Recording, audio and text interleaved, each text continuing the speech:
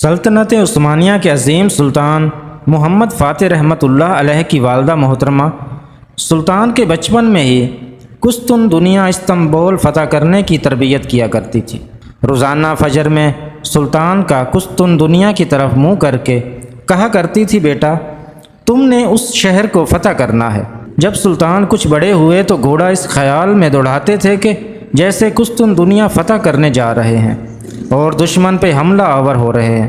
پھر آسمان و زمین نے اس عظیم ماں کی تربیت کا اثر دیکھا کہ صرف 21 سال کی عمر میں سلطان محمد فاتح نے روم کے صلیبیوں کا غرور اپنے گھوڑوں کی سموں تلے رون ڈالا اور قسطن دنیا فتح کر کے حدیث پاک کی عظیم بشارت کے حقدار بن گئے۔